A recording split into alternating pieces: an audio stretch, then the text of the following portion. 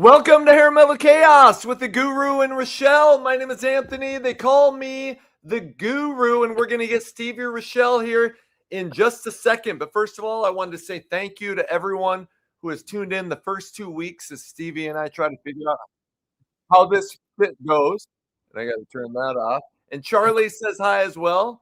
She's sitting right here, and she's counting the money that she makes from her OnlyFans, because remember, with their OnlyFans, you get 8 boobies for the price of 2 boobies.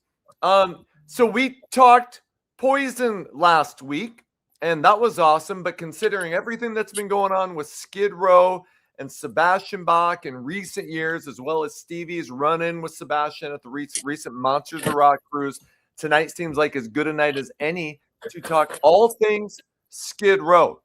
So welcome to the show. And remember, you come for the hair metal and you stay for the chaos. And the chaos begins right now. Hair Metal Chaos with the Guru and Rachelle.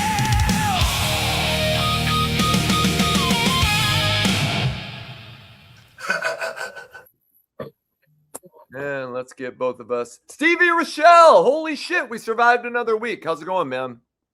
What's up, Anthony? And what's up, everybody out there in Neverland? So this is number 3. Yep. June 2nd is the date. And we're here.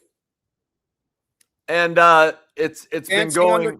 Dancing Undercover shirt in the mix. Hey, do you guys ever notice that Stevie always wears a really tight shirt? Because he does work out, and I think he's trying to make fun of me because I haven't been able to lift for a while. But yes, you are in shape, Stevie. I said Dancing Under the Cover. It's actually Reach for the Sky. Reach for it, and that's like my least favorite Rat album. I hate to say that, but what's up, Piercy? You know, I got this from Billy Morris. This is an actual original shirt too. You guys can see, right? There's some dates on the back. Oh shit, yeah, that's badass. So either way, it's a Billy Morris special. So hey, the first 2 weeks were awesome. We've had close to 400 people live, at least at the the highest amount at our for each peak. Of the at our peak. So and everybody that's been spreading the word and talking to us on social media and sending messages, thank you so much. So anything you can do right now, if you can let some people know or share on social media, hey, we're at the Hair Metal Guru YouTube channel watching Hair Metal Chaos live. We appreciate it more than I can even tell you. So, you know, I used to, when the Sludge gossip boards were still up a couple years ago, and I was plugging Jason's Waste Some Time with Jason Green regularly, like every week. I would go and take that live link when I'd log on with him. Even when I was just watching it in the comments, I'd go share it on Facebook or in the Sludge boards. And hey, if whoever's out there, you know, whether you send it to 2 people or 5, or you share it online, you know, hey, we appreciate it. The more, the merrier. You know, we really didn't know what was going to happen when we did this. Yeah. And here we are a couple weeks in. You know, I'm not an expert at podcasting. I'd like to say that Anthony is probably more so than I am.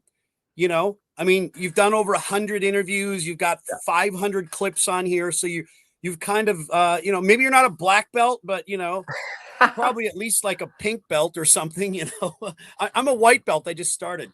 But I've never hung out with Dave Sabo, so that's pretty cool. Just kidding. That photo is from Gazzari's. Yeah. 1989. The band had only been out a few months, and they were on tour with John Bon Jovi. I recently looked some of this up, especially when I did my little article with, you know, when me and Sebastian had our little run in on the cruise. But they were on tour with Bon Jovi, and I'm pretty sure it was me and Michael. I don't know if it was the whole band. It might have been, but we were at Gazzari's on a Sunday night, that's the Miss Gazzari's dance contest. Because Friday and Saturdays was always shows, but on Sunday night was the dance contest, and they'd have, you know, quote unquote celebrity judges. And it would be guys from bands, you know, Nader from London, KK from Taz, Chris Sheridan from Sweet Savage, Sam Kinison, just all kinds of, I'm sure at some point Janie Lane of Warrant, rest in peace to Janie. All different guys from bands would go down and we'd hang out, and then all these girls would dance to try to become Miss Gazzarri's. And they were dancing while they were also working on their actressing. Exactly. If you don't know that line, that's from Decline of Western Civilization Part 2, The Metal Years. Yeah. So we were there on a Sunday night. We're watching the dance contest. And now, for those who don't know, Gazzarri's was, typical rock stage. Then there was like an area in front that was, I guess you could consider that general admission. Then there was some tables and chairs, but at the back of the club, meaning not behind the stage, but this way looking at the stage, there was a balcony, and it was long and skinny. Probably could put 50 people up there, maybe. But we were up in the balcony with maybe 10 people. And at some point I saw this group of guys walking up, and I recognized a couple of the Skid Row guys. Bach was not there. Obviously it was Dave. I'm guessing maybe Scotty, a couple of the other guys, and some crew guys. But so we're standing there, we're talking to the Skid Row guys, and then nobody was really bothering us. And then within about 5 or 10 minutes, the whole club started turning and looking, and somebody was to my left. I didn't realize he was there until the cameras came up, and then everybody was just crushing. John Bon Jovi was standing right here. I didn't even recognize him, because he kind of came up, he kind of had his head down, and I'm pretty sure he was probably in a jean jacket, his traditional, and this is early 1989. Yep. So then somebody snatched that photo. I don't remember. I remember we took some photos, but when I finally saw it, which was months and months later, the one thing I thought of was like, John is right here. Why wasn't John in the photo as well? But it's just me and Dave. So John was just to my immediate left. No shit. Yeah. Hey, it was an interesting night. Hey, your girlfriend wants to say hi. There's Stephanie Mandel. Says, thank you for making my Tuesday great. Stephanie, thank you. And I haven't met Stephanie. I've talked to Stephanie on the phone only when Stevie's there. Stevie, we weren't talking on the sly, if you know what I'm saying. But she has been so cool about promoting the show and being encouraging. Yeah. She called me after last week's episode and was like, you did so great. So anyway, Stephanie, thank you so much. Stephanie awesome. I love you, honey. And for anybody that wants to make fun of me, go ahead. I love her so much. I don't even. It's been so long since I've dated a girl. I wouldn't even know where to put it. I mean, does it go in their ear or what? Well, date a guy then. If you're not dating girls, go for it. Mix it up. It is Pride Month, so why not switch it up? Charlie's starting to look better every week. So Charlie is beautiful. Charlie is beautiful. I wanted to, before we get into Skid Row, I think we're gonna do this every week, is kind of just refresh us on what's been going on Metal Sludge on the week. We'll talk a little bit about some of the things that have happened on the channel. And So what's been going on Metal Sludge this week? Well, it's only Tuesday. So or since the last time we did. Since last show, yeah. So I did a post about Blacklist Union. Now, I'm not sure how many people know who Blacklist Union is. I'm sure there's more than a fair share. But Tony West sings for Blacklist Union. He just put out a new single. He did a duet with It's Out Lorraine. Of the Bag. It's his girlfriend, Lorraine Lewis of Femme Fatale. They've started dating in the last several months. And I got to say, I might be somewhat responsible for them connecting because I think I'd done a piece on Tony West and asked him about which artists he liked or something like that. And at some point he gave a shout out to Lorraine. And then Lorraine called me and she's like, hey, do you know Tony West? And I said, yes. And so at some point, I don't know how they connected, but they did. They've been hanging out. They've done a couple of duets. If you guys remember a couple of months ago, they shared it. They did, what's that duet that Tom Petty did with Stevie Nicks? Is it Dragging My Heart Around? Stop Dragging My Heart Around. Anthony, you froze. Shit. You're totally froze. Okay. See if Anthony's back and bald, back and black. But yeah, so to everyone paying attention, there you are. Okay. Perfect. You're back. So yeah, I did a post on Blacklist Union. What they did a new single, and Lorraine is the feature with him. They did a duet, and they filmed it down in Houston, Texas, at some cool old cowboy saloon. They did a remake of a Johnny Cash song.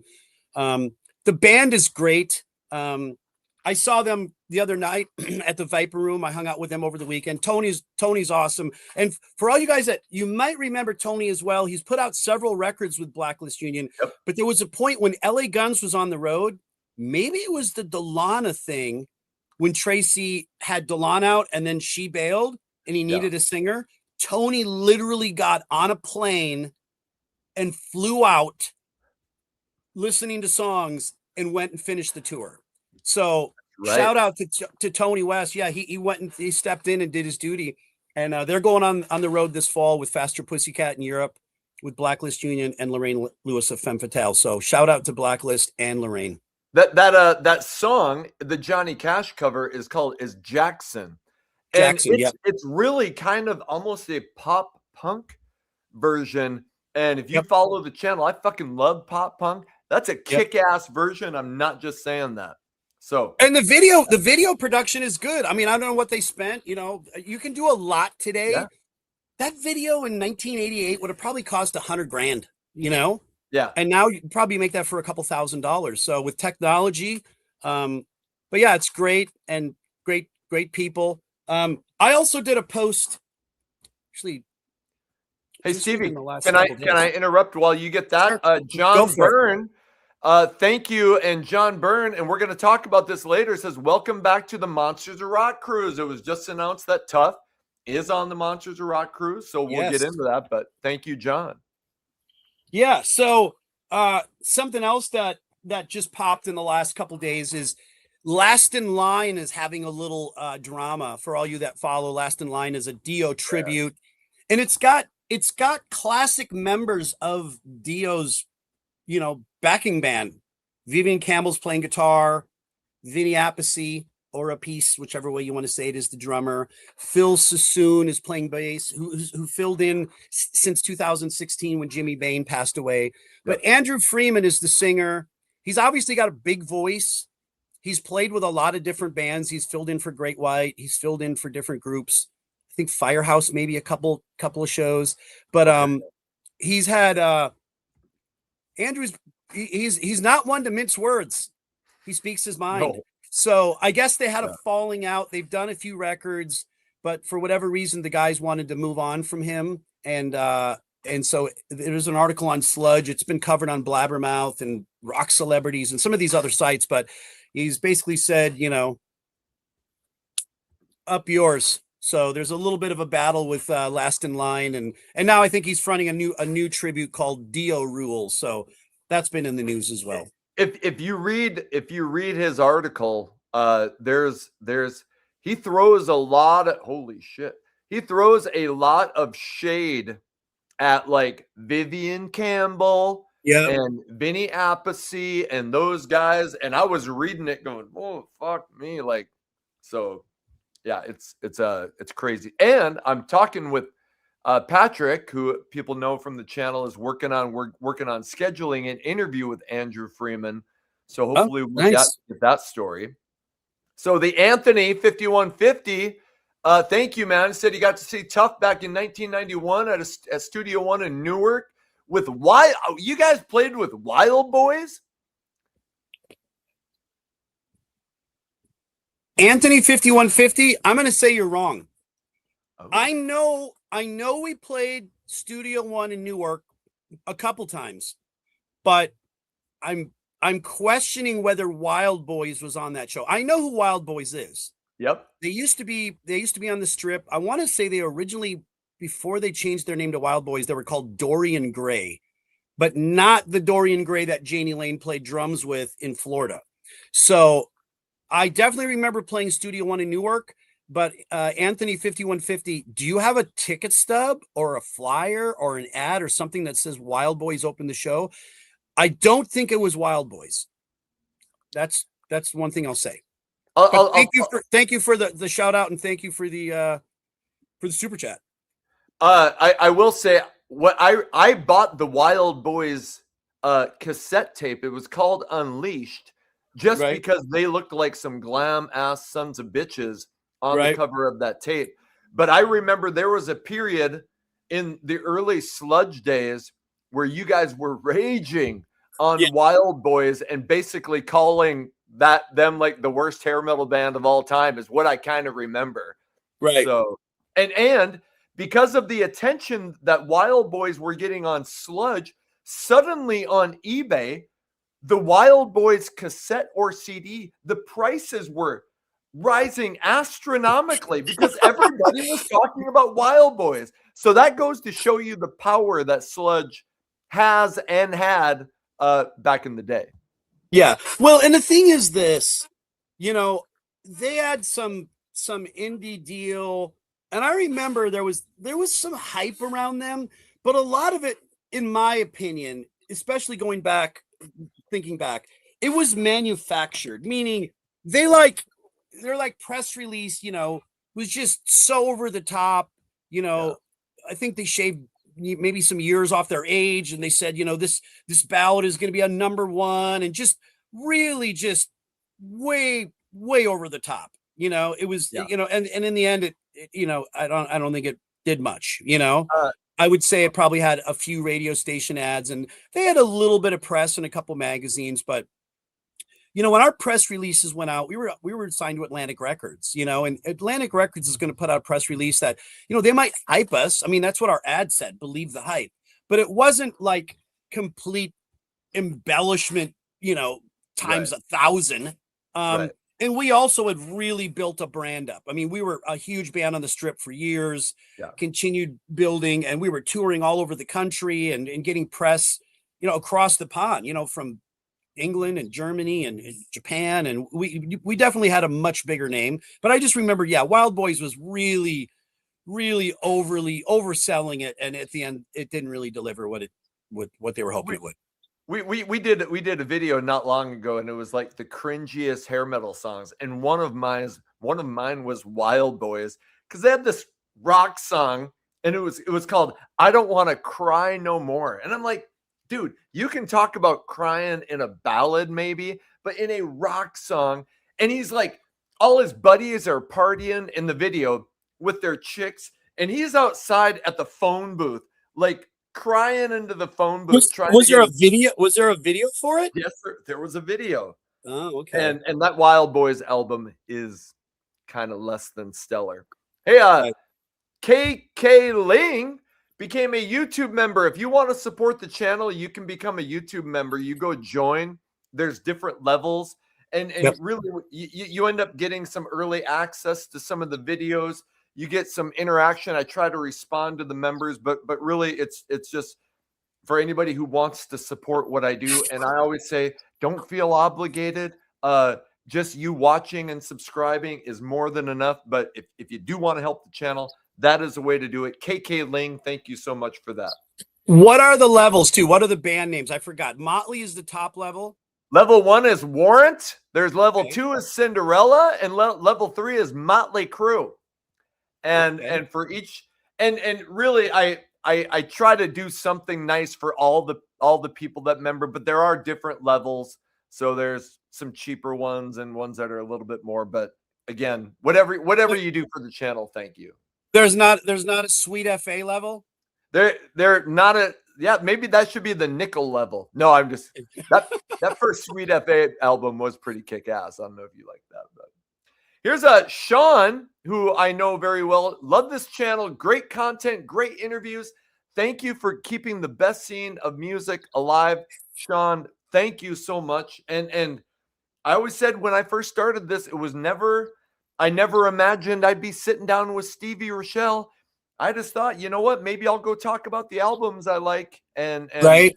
It's become so much more than that. And you and I are doing this and everything that's happening with it. So Sean, thanks a lot. That's awesome. Do I see a W13 on Sean's name? Are you a Wednesday 13 fan? Or Sean W13. Oh, is that for Wednesday 13 maybe? I don't know. I'm asking. Maybe he could tell us in the comments. So And I am texting with Wednesday 13 because Wednesday is planning on coming on, and we are looking at next week, and I'm so freaking excited for that. I played some Wednesday 13 on Hair Metal Mansion last week on Rock 101 KLOL. So, and man, and that guy is such a Glam fan, so I'm pumped for that. He is, and I don't want to give away Wednesday's personal life, but I know he's friends with Marilyn Manson, and I think I said something to him about when we first started doing this. Somebody commented online because it was going to be the Guru and Rachelle, and then somebody said, "Is Stevie going to be Tuesday 14, right? Or no, Tuesday 12, right? Tuesday 12." And then I told that to Wednesday. He was laughing. He said that Manson calls him, I don't know, he calls him like Tuesday 12 or Friday 14 or something like that, which we were kind of laughing at it. So Marilyn Manson's got a sense of humor like we do. Right. Patrick Reeves, who, if you follow, helps out so much. He appears on so many videos. Patrick, thanks for this super chat. That's, man, you don't have to do that, but thank you. And Stevie says, do you have any stories about Heartthrob Mob? Who's asking that? Patrick. Oh, Patrick is. What's up, Patrick? Me and Patrick have started becoming buddies too. We've chatted on the phone a few times, and have I done a round table with you guys? Oh, that's right. I did. I think a couple of clips with the Poison thing. I think you came on for Poison and Ryan. Yep. Heartthrob Mob. Let's see. I know the band, and that band was kind of coming up right as Tough kind of got signed. And I remember, we signed our deal in 90. We announced it in the spring of 90, and then we did our show in the summer of 90. We didn't really actually sign the contract until October, and then started recording in December. But in 1990, we only played a couple shows. And at that point, there was a bunch of bands that kind of started coming up after, Warrant had gotten signed, and Pretty Boy Floyd had gotten signed, and Tough had gotten signed, and then Wildside got signed. And then all these bands started coming up that all had 3 words in their names. Yeah. Big Bang Babies, Juicy Miss Lucy, Alley Cat Scratch, right. Heartthrob Mob. There was a ton of these guys. Back Alley Sally. So, but I do remember Heartthrob Mob. I'm pretty sure Lonnie was the singer, and Lonnie also plays bass, and he's played with Floyd and a couple other bands as well. Lonnie's a good guy, but I knew some of the guys in that band. I'd see him around, but we had kind of, not saying removed ourselves, and it's not like we stopped going, but once we achieved that goal and got the record deal, we weren't going out every weekend. We didn't want to go out and go like, hey, we're already signed. We already did that at one point. Now we were focused on rehearsing and writing songs and really preparing for, hey, we're going to the next level now. So, but I totally remember those guys, and good guys, and Lonnie's still around. Hey, I just got a kick-ass message a little bit ago on Facebook. If you didn't know, late last night I put out a video on the Black Crowes, and there was a little bit of controversy at their concert. The Black Crowes have a mascot that came up wearing some red, white, and blue, and some people chanted USA. Chris Robinson, was talking about it. But anyway, we did a video about it, and then I get a message from a guy, Ricky, who's like, hey, man, I work with the Black Crowes, and me and Rich watch your show, and Rich is a fan. And I'm like, no shit, Rich Robinson from the Black Crowes. So now look at this. Rich and I are watching as we speak on the bus, dude. So Ricky, thanks for reaching out. And Rich, if you're really watching the show, man, hey, I would love to have you on the channel. And I am a Black Crowes fan. So that is awesome to hear that you guys are watching. Okay. So while we're here, Rich Robinson, do you remember our meeting in London in the nightclub? So let me tell you the story. So Tough is on tour. What comes around goes around. October 1991, we're there to play the American Dream concert at the Astoria Theater in London. And our label, we're on Atlantic Records. They take us out one night to some club. I forget what it was called, but they're like, we're going to take you in. They walk us in. They take us in a VIP area. The VIP area's got like 6 or 8 tables. Nobody's up there. except for one booth, are the Black Crowes. Yeah. Their record had just come out as well. Not very, probably around the same time as us, maybe a little sooner or whatever. Then they put us at another table. Well, at some point, it's like we're at one table or they're at another, and somebody said, those are the Black Crowes guys over there. Our drummer, Michael, already knew who they were and he liked them. So we went over and sat at their table and we started talking to them. I remember Rich was actually the nicer of the brothers, but Chris was an absolute dick. We were sitting at a table with him and he was just like smug drinking and wasn't even acknowledging us, but somebody had put us together, like the labels or something. But I remember Rich was actually the nicer of the brothers. I don't remember anybody else. I just remember the two brothers. We talked a little bit, and that was at a nightclub in London in October of 91. So Rick, if you're there and you see this, ask Rich if he remembers that. And Rich, remember, it's all, you were the nice one in that one. So, right? Don't, you can still come on. We can talk Black Crowes and hair metal and whatever you want to talk about. What a crazy small world, though, right? And that the Shake Your Money Maker album, that I was in college. I was a freshman in college when that thing was blowing up, and you could not escape the Black Crowes. And obviously, the Black Crowes aren't hair metal, but hair metal fans loved the Black Crowes. I mean, Twice as Hard, Jealous Again, and She Talks to Angels. I remember hearing that and going, oh my God, that is the most beautiful song I've ever heard. So anyway, that's all. And I want to say, I remember we did a Sludge interview with some 80s band who talked about an early tour that they did with the Black Crowes. And I think the Black Crowes were opening for them. And if I'm not mistaken, Rich says, hey, dude, there you go. Hey, Rick says that they were with Jason Flom, and Rich remembers. I put the comment up there. So, I don't remember Flom being there, but I know we were there with some Atlantic people. But obviously I think we're on the same page. So hey, shout out Rich and Rick. That is kick ass. And here we'll do another. Here's another super. Thank you guys. I mean, thank you. Awesome. That's so awesome. I eventually got my Trickster Tough Aussie tour refund from Silverback Touring. So big order coming soon for Tough Vinyls. Stevie and Trickster and Lorraine Lewis, we're going to play Australia. I've covered this story, so Stevie, I'll if you want to update, but the Silverback Touring thing, you guys were supposed to go there, it ended up falling apart. Yep. And I recognize that. What's the last Scarvellis? George Scarvellis. And hey, we are going to talk Skid Row here shortly, but this is awesome, talking about the Black Crowes, things that are going on Sludge. We're going to really quickly maybe bring up a couple things that happened on the Hair Metal Guru YouTube channel over the week, because I'd love to hear some of Stevie's opinions. We're going to talk about the interview with Shotgun Messiah guitarist Harry Cody. So, Stevie, were you finding what you're looking for? I did. So, George Scarvellis, January 27th, 2023.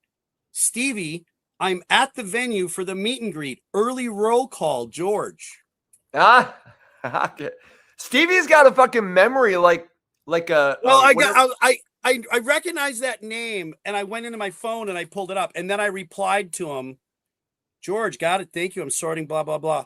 Oh yeah, he's messaged me a few times over the years. Dude, what's up? That's awesome. It is pretty crazy to think of how this music, and not to get all deep, but I've never met Anthony. Let's get deep. Never met Anthony. And I heard you say the other day too, you've never met Patrick. No. Right? You've never met Ryan. Nope. Have you met any of the guys you do your stuff with? I've met Jeremy Lauer. Jeremy is a teacher in North Dakota. And so you're in the same area. Yep. So he's about 3 hours from me, but that's the only person I've met on the channel.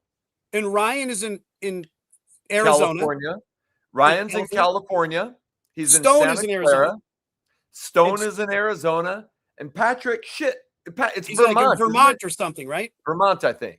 Yeah. Patrick is. So, you know, and now here we are, you know, you're doing your thing. You do this thing on the Black Crows. It just so happens that Rick and Rich are on tour. They stumble across your thing. They watch it. Now they're tuning in today.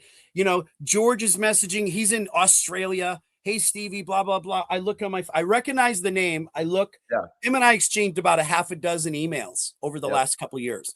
And it's just, it really is a cool thing. You know, clearly hair metal, 80s rock, it's a niche market at this point. You know, it's kind of shrinking in some aspects, but at the same time, there's also growth. I mean, certain guys are passing away and some of us are getting older, but there's also these younger kids that are 14, 16, 18, like Rex the Rocker, 10 years old. You know, the kids obsessed with Dangerous Toys and Love Hate and Tough and all these kind of bands. He's got the cassettes, and it really is a cool little thing, cool community. And so, you know, everybody that's watching, hey, thank you so much. It's a lot of fun to communicate and connect with everybody. I tell people all the time, I'm kind of a homebody. Like I don't drink. I don't go out a lot. I have some good college friends, but they're all married. You know, my kids out of high school, they're all married. They do their married people stuff. I'm like, you and I talk all the time, almost practically daily. I talk almost daily with the other guys on the channel. Like the people on the channel that I have never even met in person feel like my best friends. And it's all because we binded over this stuff. So I really to say that I appreciate everybody that has come into my life and everybody that has reached out to me over the last 3 years. The 3-year anniversary is going to be July 9th of my first video. So yeah, it's unbelievable. And you talked about Rex Rocker. Here you send me this video of this 10-year-old kid, Rex, opening up a huge box of Tough stuff. You sent him a vinyl, you sent him shirts, multiple CDs. And this kid is like, oh my, thank you, Stevie. He wears Dangerous Toys shirts to school and shit. Right. And so I was like, hey, Stevie, I said, reach out to his dad. If he wants to come on the channel, I'll interview this kid. You know, we'll put a spotlight on the younger generation who's going to keep this music alive. So Rex came on. We talked for 30 minutes. And you know, now he and I text, or his dad lets him text me. And, you know, he did a drum off at school and he won the judges award. And you're like, that's the kind of shit that makes you feel good going forward about this music. So it does. Whenever I play a show, almost every single show I play, I take off a wristband or you know, a headband or something, and I find those couple kids, and it could be somebody that's even a 16-year-old or just a fan who's really, really into it, you know, and I'm watching them through the whole show, sing along. And at some point I hand it to them and it's like, I know it means a lot to them. It's a big deal. Totally. And I'm not putting myself on some pedestal, but I know to the young fan, I am on a pedestal, so to speak. And I know that when I was 18 or 19 and I went to go see Motley Crue, if Vince Neil would have handed me one of his leather wristbands, I would have lost it. I would have been like, oh my God, this is amazing. You know? So I know that even for a small band like Tough or a figure of even of my status to some of these people when I'm on tour in different places or different countries, it means a lot to spend that extra time with them. Oh, I in the little interaction, like, you know, I got pulled up on stage at a Warrant show. I got to hang out on the tour bus sitting by Janie Lane, and I was looking at him going, holy fuck, I am actually sitting next to you. Like our arms are touching each other, and I'm blitzed out of my mind because they were feeding me tequila on the side of the stage. Right. But I was like, I would have walked through a wall for Warrant after that just because they brought me on the tour bus for like 15, 20 minutes. So, Jeff McPeak, thank you very much for the super chat. That's awesome. What's up, Jeff? And here's George is back, And he says he will be at Monsters on the Mountain in Gatlinburg, August. So looking forward to coming back to the USA since Rocklahoma. Me and Patrick, well, Jones lives in Tennessee. Right. So he's already going. Me and Patrick is planning on flying to Fargo, and we are going to drive to Tennessee to go to Monsters on the Mountain. So anybody who's going out there, let us know. Hopefully we get to meet up and say hi, because I'm pumped about that. What is your drive time? I'm sure you already looked. What is your drive time to go Fargo to Gatlinburg? Like 14 hours. I was going to say 16 hours, so 14 hours. So you probably could do it in the same day. Yep. You could get up leave by 5, and you could check in by, that night or something. Right. 10 or something like that. Yeah. Check, leave the day before the concert or whatever, 2 days before, and then leave the day after and get back. So here's John Burnt, and I'm sorry, but we try to acknowledge as many questions as there are. So many questions. There are 284 people watching right now. And John's my Iron Maiden guy from New York, right, John? Okay. You're Iron, and he says you have gotten to know each other over the last couple of years, and he says, thanks to the love of this music, it's a shame places like the Rock and Roll Hall of Fame ignore the genre. That's why Stevie and I are going to make our own hair metal Hall of Fame, and anybody will be glad to be on that. Hey, Rich Robinson, if you come on the show, you're going to be an honorary inductee into the Hair Metal Hall of Fame. I just texted John a dude. John Byrne is a massive Maiden fan. Like, he's traveled. I know he's traveled all over the US, but I think he might have traveled, internationally as well. He's like a massive Maiden fan. He's met a bunch of them. They pretty much know who he is, I guess, when he shows up. So John's a cool guy. He's also got an online Facebook group. Forget what it's called. I'm drawing a blank. Maybe he'll put it in the chat. He's got a vinyl group that everybody that trades vinyls and buys and stuff. And it's a pretty cool group. But what's up, John? Shout out, and shout out to Melissa as well. I recognize that name as well. I'm pretty sure. Yep, I know Melissa, and thank you. That is so awesome. So I was just going to bring up, we talked a little bit about what's going on with Sludge on the channel. We talked about the Rex interview, and I just wanted, and Jason Mute, you said you were going to watch. Maybe he'll be in the comments. I did an unboxing video. The amount of people that have messaged me and said, dude, your love, I want to send you some stuff because I see how much you love this stuff. It's just been amazing. So I did an unboxing video the other day. My friend Mike Mercer sent me many things. I'll point out this Motley Crue, girls. I don't play an instrument, but it's like a drum head or something like that. He sent me.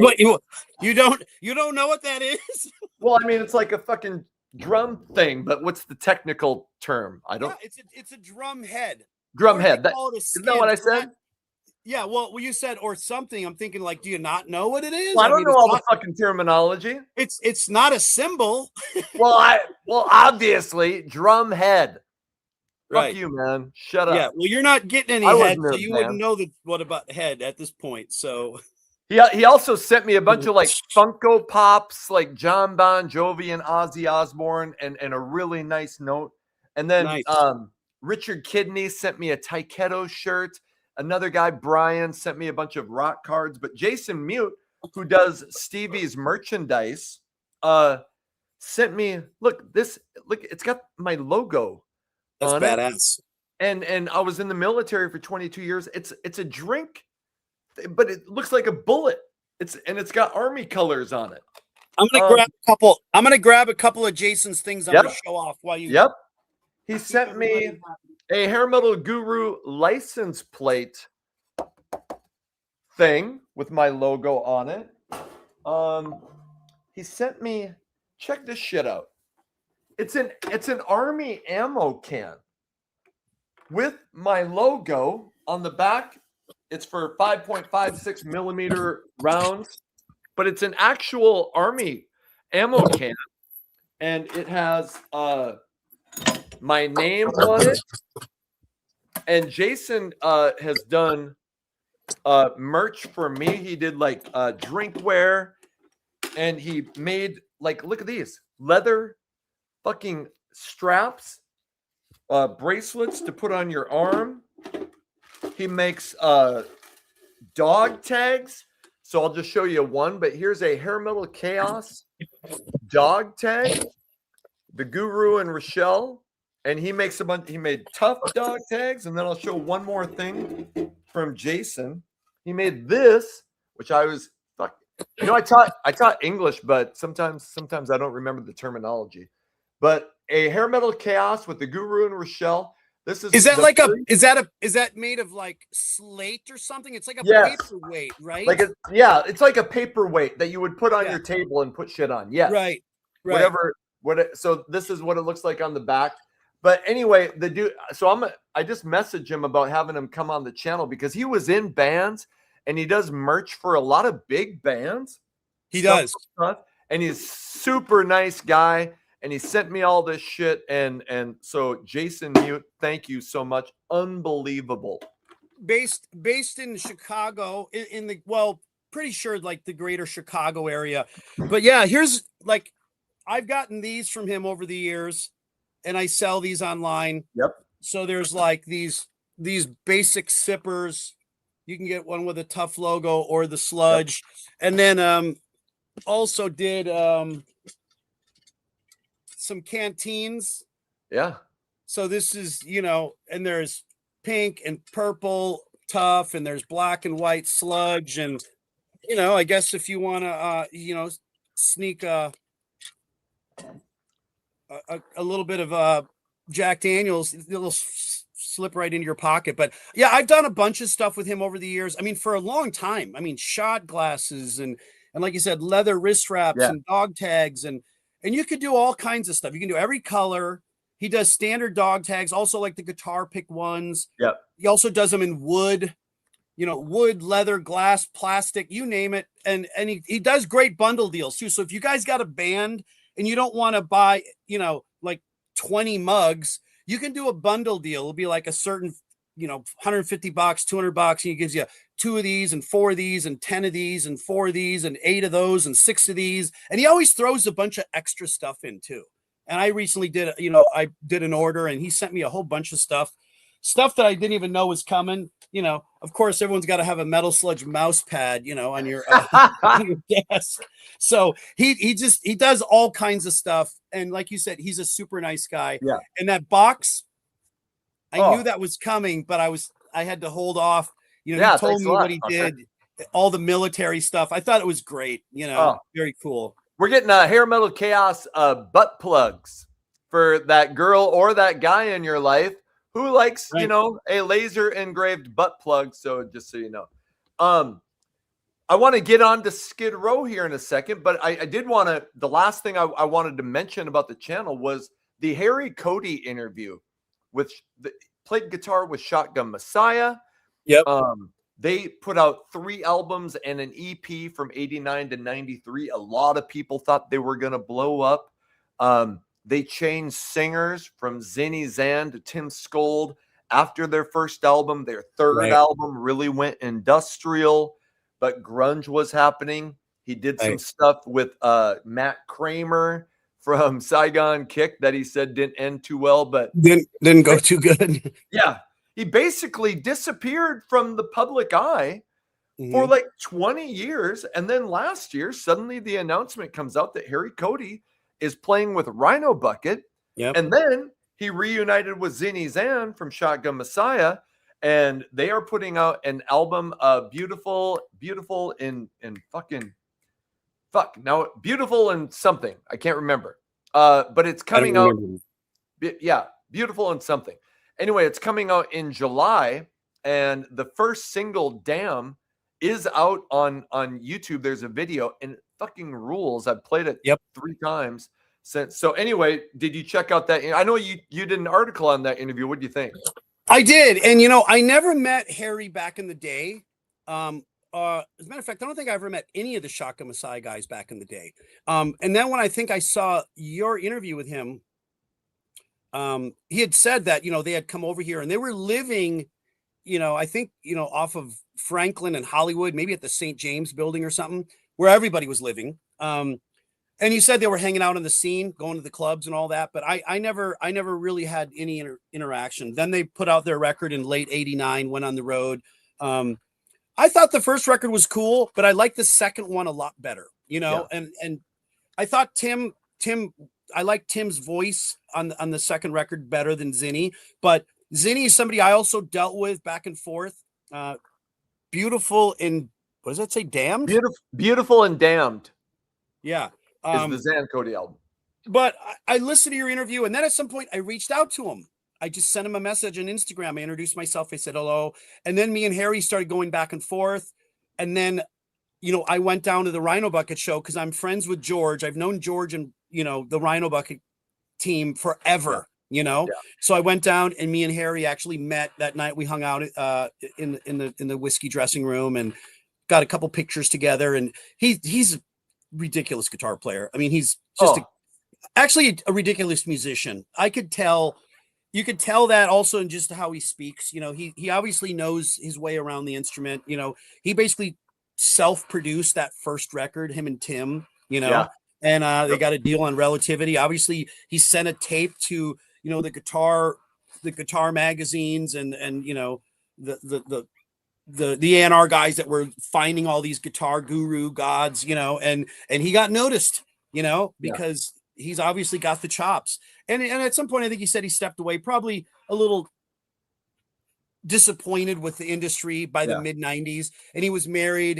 His wife worked in the industry. And just like you said, he, you know, lived in the desert, worked, did some music on the side. I think he was doing some placement with songs and stuff. Yep. But he's a really cool guy. And now that we've become friends, you know, awesome. And Rhino Buck's going to be on the cruise next year. So I hope he's going to be there with him. I think he will be. And that'll be his first cruise. And he'll be very popular. A lot of people are going to want to talk to him and get a picture and an autograph. I'm a massive Rhino Bucket fan. Their first three albums, the first one was self-titled. Then the second one was called Get Used to It. Yep. Unbelievable. Then Pain came out in 1990. I love that band.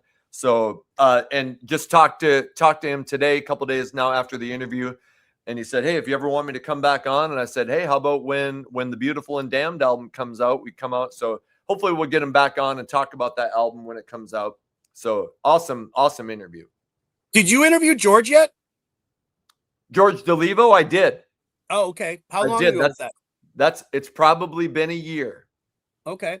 So love him. And you know what? His voice, fucking mean as ever. Pure razor blades. Live, his voice is great. You know, there's a lot of guys that don't sing near as well as they used to. Yeah. George still sounds like he just drank a fifth of Jack and put 5 razor blades and chewed them up and swallowed them. Great voice. Just rips, you know. Hey, there are 316 people there. Hey, get the word out. Thank you so much. Let's see if we can get over 4. Oh, that would be amazing. What's our peak? Like 381 or 386? The first week we had 378 or 80, I think. Right. Was okay. The first week. So we have goals. The second Rhino Bucket album, Get Used to It, I said is the record that AC/DC wishes they had put out after Back in Black. So take that for what you will. I'd like to get into Skid Row now. We've been telling everybody we're going to talk about Skid Row, and we're going to get into what's going on with the singer auditions with Sweetwater. But like, when do you remember? Because I'll start in 1989. I would have walked through a brick wall for Skid Row. I heard Youth Gone Wild, and I was like, that's me. You know, back when you're young and you feel like the world's against you, and later on you go, okay, it wasn't that bad. But I heard Youth Gone Wild, and then when, 18 in Life, and I remember I wore that cassette out. I worshipped Sebastian Bach. Skid Row was my favorite band. So when do you start hearing about Skid Row? First time I heard about Skid Row was in the fall of 1988. And I was in Hollywood, and I was hanging out with Britt from Blackboard Jungle, who had just relocated to Los Angeles from New Jersey. That's where him and his buddy Jamie are from. And they came up to me on the strip and introduced themselves. Their band was called Filthy Ritz at the time. They handed me a flyer, and I became friends with Britt. And then at some point, he was telling me about this band out of New Jersey, New York called Skid Row. And I remember him saying how great they were. He just said, the one thing he said that Sebastian's voice was a little too clean. And I think maybe they dirtied him up a little bit because he was, I mean, he is, I guess he's a tenor. He had that real high, clean voice. But at some point, you know, the record was great, you know. Then the first time I saw a little picture like this big in Rip magazine when they were coming out. And then I heard Youth Gone Wild. I saw the video on Headbangers Ball or MTV, started seeing the press. Of course, we got the record. And from the beginning of Big Guns, I was like, oh, these guys are amazing. Yeah. And the one thing that I thought, and I've said this before, that I looked at that band and I looked at Sebastian and I thought, oh shit. I mean, he was the prototypical perfect rock frontman. It was like, since Tyler or Robert Plant or Roth, like he's the next guy. Like he had the voice, obviously, and a voice, you know, above and beyond. I mean, way more ability than say Roth, you know. He had the look, you know, he had the hair, you know, the stage presence, you know, and just that fucking get out of my way, you know. And so then it was a few months after that they were on tour with Bon Jovi. We went down they were doing club shows on the off nights. They played the Marquee in Anaheim, which is where I got that shirt that I'm wearing in a couple of those magazine pinups that says Skid Row kicked my fucking ass at the Marquee in Anaheim, California. Yes. Those guys gave me the shirts that night. They gave me a black one, a blue one. There's different pictures of me floating around, but we went down there and hung out. I met them that night. Sebastian was super cool to me. I ended up watching the show with Maria, who was, you know, his girlfriend at the time and became his wife later. Most of us didn't know that he had already had a son at that point. Yes. You know, the label was trying to keep that quiet. I think the son was born in '88 before the record even came out. Paris, I think it was. Paris, yeah. But they were great. They were just absolutely great. We went to the Whiskey. We saw them there. Then we went down to the Country Club when they were shooting Piece of Me. We hung out then. And over the course of a couple of years, then the next year in 1990, we get signed to Atlantic. We're essentially label mates. We ran into them at a photo shoot with William Hames. I think they were shooting and we went down to pick up some photos the same day. And that we already had mixes of All New Generation. I played it for Sebastian. And, you know, I pointed out, I'm like, listen to the end of this third chorus, you know, where I say Skid Row is the Youth Gone Wild. He loved it, you know, and the guys were always really cool to us. So we went to shows. We watched them open up for Bon Jovi. We watched them open up watched Pantera open up for them. You know, just thought they were great. But of course we remember that first year is when the bottle incident happened. Yes. And I remember thinking like, wow, you know, that's not good, you know, and he's arrested. And it turns out that a couple of people, young kids were injured. The girl had severe medical issues. I think she maybe had to have surgery on her face or something. So, and I did hear from the grapevine, including some people very close. I won't say who told me, but they said it cost the band an absolute fortune. I'm sure. Because the band had to basically help pay for a lot of the legal. And I think what happened is it was a 50-50 deal. I think Sebastian had to pay half and the band opted to pay the other half, but it was a lot of money that came out of their pockets that pretty much could have been avoided. I mean, I remember it was something like $500,000, maybe more. And if you go compared to today's money, $1 million or $2 million, you know, it's just crazy. In 1990 and 1991, and I collect rock mags. I probably have 500-700 rock magazines. Metal Edge, Rip, Hit Parader, Circus, Kerrang, tons of them. And in that period of time, it's not an underestimation to say that Skid Row was the biggest rock band in the world. I mean, look at the covers. Sebastian Bach was on every cover. Now they maybe didn't sell more records than GNR or Motley Crue, but I'm just saying for that year, Correct. after the debut album blew up, it was like Sebastian was everywhere. But then you had the bottle incident, you had the AIDS kills fags dead stuff, and then you notice after they put out the second album, Slave to the Grind, which was dramatically different, they put out a home video called Roadkill. And in that home video, you notice Sebastian has his own tour bus. Right. A lot of Sebastian's scenes are himself going out to eat, whereas the other guys are kind of hanging out. But Sebastian's on his own. And, I've never been on a tour bus. I mean, maybe you can, but I just wonder what was going on in the band.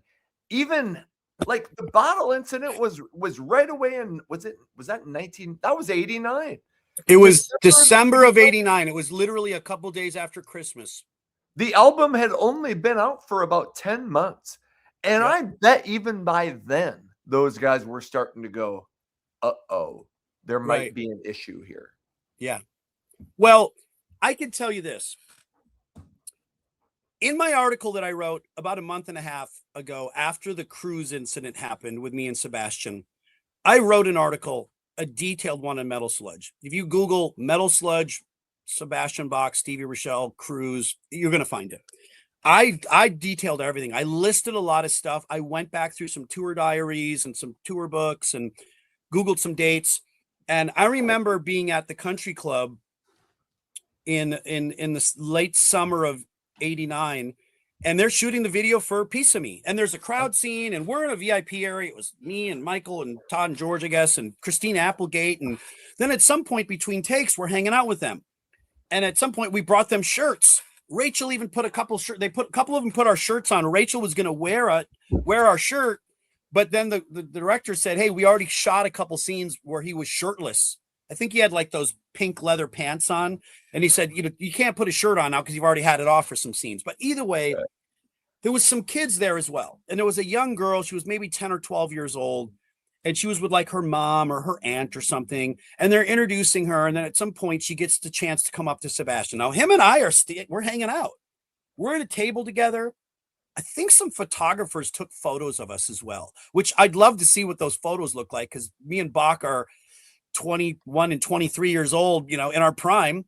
But this girl says, oh my God, I can't believe it. I want you to know that my uncle is a vocal teacher and he teaches opera at a school and, chorus, and he could totally help you. And he's really good. And he's a great singer. And Sebastian's like looking at her like, and then he goes, your uncle's going to teach me how to sing? Has your uncle toured Russia? Is your uncle playing sold out arenas with Bon Jovi? Is your uncle platinum? He's starting to lose his mind on this little 10, 11-year-old girl. And a bunch of us are like, oh my God, he's fucking screaming at her. And you could tell that she was just, it's like if a little kid was like, hey, Tom Brady, my dad can throw a football really good. I'll bet you he could teach you how to throw it even better. Tom would have probably went, kid, I want to meet your dad right now. I'm sure he could show me the best spiral. You got to play to them. And this as a teacher, as a coach. Of course. If Shaq shows up at the basketball game and there's a 6-year-old that's telling him how to make a better free throw, Shaq's going to go, dude, show me what I can do. Not Sebastian. He lost his mind. He screamed at this little girl. And I was like, oh my God, this guy is an idiot. And that was the first of a few incidents that I saw firsthand. I'm literally standing with the guy as he's becoming an asshole. And that was in 1989, 6 months after the record came out.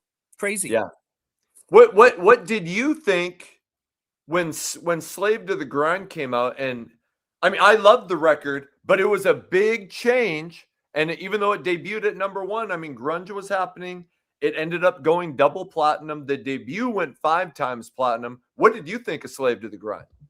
I thought it was amazing. I mean, I remember hearing, the intro to Slave to the Grind. And then I remember hearing Monkey Business too.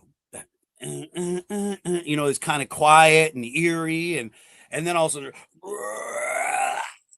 Yes. was just, you know, amazing video. You know, the Oh, railroad shit. tracks kicking, just angry, aggressive. But you know, those songs were great. But the 18 and Lives and the I Remember Yous, they were literally getting played. You know, those songs you can hear in a grocery store. You know, at this point, you know, you can hear that in a hotel lobby. And there's a difference between being on a popular rock station and being a crossover. That's why when you see the Billboard charts and they say, well, we were #1 on the rock charts or on the Heat Seekers, you know, Wild Boys could have probably been on the Heat Seekers at some point, you know, but when you break into the real top 40 or the Billboard top 200, you know, where you're with the Janet Jacksons and the Vanilla Ices and the, you know, the Princes and, you know, every pop, rock, rap crossover. And that's what that first record did. And that's why it sold 5 or 6 million copies. And the second one didn't have that crossover hit, but they had some killer metal tracks and awesome riffs that, you know, the diehards loved. The second album had ballads that were like about being heroin junkies and stuff. And the teenage girl who loved I Remember You wasn't gonna find, you know, first of all, it's way too hard for that type of person. And then you want that love ballad. You want Sebastian to look in your eyes and be like, oh baby, it's just me and you.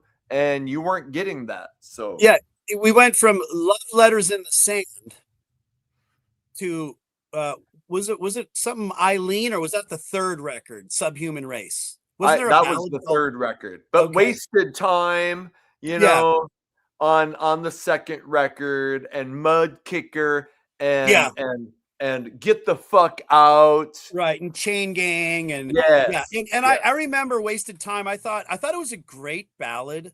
Totally.